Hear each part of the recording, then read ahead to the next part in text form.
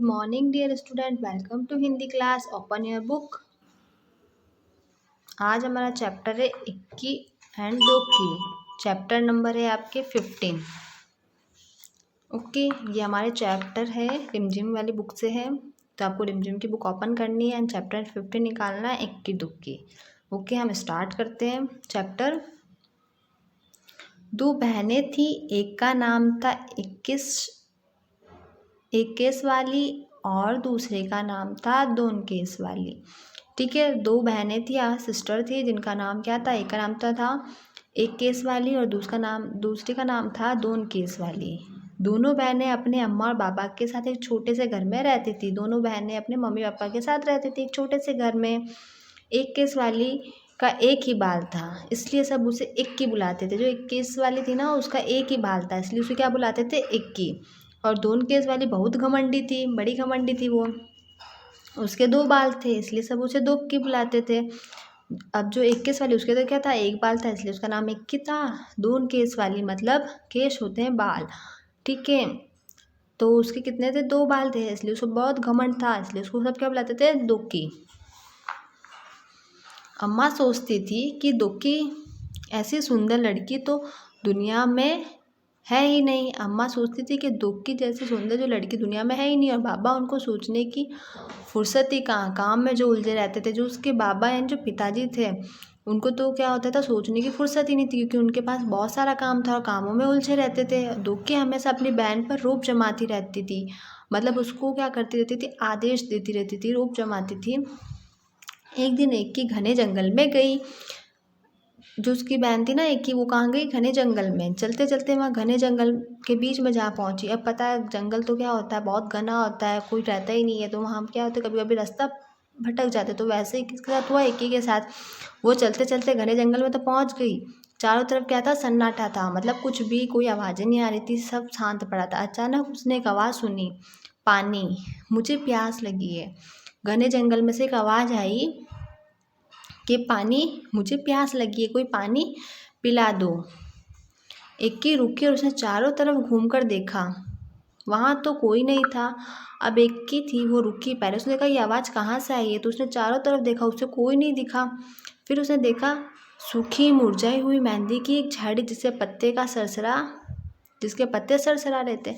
जैसे इसने देखा, देखो जंगल में पहुंच गई।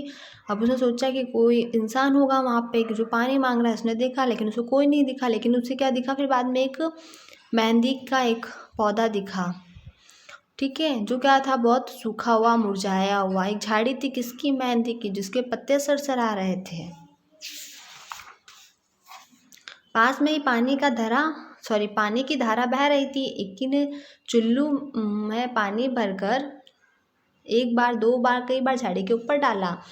फिर क्या होता है, पास में एक, मतलब जो पानी की धारा यानी नदी बह रही थी, उसमें से उसने थोड़ा सा पानी लिया, एक बार, दो बार, कई बार उस झाड़ी के ऊपर डाला। मेहंदी की झाड़ी बोली, धन्यवाद इक्की, मैं तुम्हारी ये मदद याद रखूँगी। अब उसको उसने पानी दे दिया, तो वो जो मेहंदी की जो झाड़ी थी, वो उसको क्या बोलती है, धन्यवाद इक्की, मैं तुम्हारी ये जो मदद उसने की है वो हमेशा याद रखूँगी। इक्की आगे बढ़ गई। फिर अचानक सन्नाटे में उसे एक आवाज़ और सुनाई दी, मुझे भूख लगी है, मुझे खाना खिला दो। जब वो आगे जाती है तो उसे एक और आवाज़ सुनाई देती है, क्या सुनाई देती, कि मुझे भूख लगी है, कोई मुझे खाना खिला दो। इक्की ने देखा कि एक मरियल सी गाय पेड़ पर बंधी हुई थी। एक गाय थी मरियल सी, बहुत कमज़ोर सी, वो कहाँ बंधी हुई है, एक पेड़ से बंधी हुई है। इक्की ने घास फूस इकट्ठी की और गाय को खिला दी। उसके बाद गाय ने गले में बंधी रस्सी को खोल दिया, ठीक है। तो वो जो क्या होती है, उसके पास गाय जो होती है, उसके लिए वो क्या करती है, जो घास फूस होती है वो इकट्ठा करती है। इकट्ठा करने के बाद जो घास फूस इकट्ठी होती है उसको गाय को खिला देती है, देखो वही खिला रही है ना। और उसके बाद जो गले में रस्सी बंधी होती है, उसे, जो गाय के गले में बंधी रस्सी को खोल दिया, किसने, इक्की ने।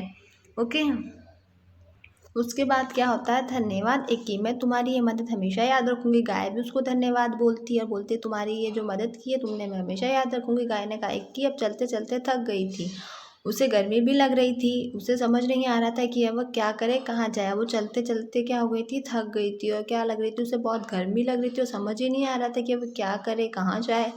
तभी उसे दूर एक झोपड़ी दिखाई दी। एक्की दौड़कर झोपड़ी तक गई और आवाज़ लगाई, कोई है? अब जो जंगल में क्या था, कुछ भी नहीं था, लेकिन आगे जाती तो उसे क्या एक झोपड़ी दिखाई देती है और जल्दी से दौड़कर झोपड़ी के अंदर जाती है और आवाज़ लगाती है कि कोई है। तो एक बूढ़ी अम्मा ने दरवाज़ा खोला। वो झोपड़ी में एक बूढ़ी सी अम्मा थी। वो क्या करती है, दरवाज़ा खोलती है। बूढ़ी अम्मा ने कहा, आ गई मेरी बच्ची, देखो, ठीक है, दिख रहा है ना इस चित्र में जैसे आपको। तो दरवाज़ा खोलते ही अम्मा निकलती है, तो अम्मा बोलती है, आ गई मेरी बच्ची, मैं तुम्हारी ही राह देख रही थी। अम्मा क्या बोलती है, अम्मा उसको अपनी बेटी समझती है और बोलती है कि आ गई मेरी बच्ची, मैं तुम्हारा ही इंतज़ार कर रही थी, आओ अंदर आ जाओ। एक्की हैरान हो गई और चुपचाप झोपड़ी में आ गई। अब वो जब ऐसा बोलती है तो उसको क्या हो जाती है, थोड़ी हैरान हो जाती है कि मैं इसकी बेटी कैसे हूँ, लेकिन वो चुप रहती है, झोपड़ी में आ जाती है। झोपड़ी में आकर उसे बहुत अच्छा लगा। बहुत गर्मी थी, थक गई थी, इसलिए वो झोपड़ी के अंदर चुपचाप चली जाती है और वहाँ जाती है तो उसे बहुत अच्छा लगता है। ओके, तो अभी हम यहीं एंड करते हैं। नेक्स्ट क्लास में हम आगे कहानी को बढ़ाएंगे, आगे पढ़ेंगे। अभी आप यहीं तक रीडिंग करना। Okay, have a nice day, keep learning, stay safe.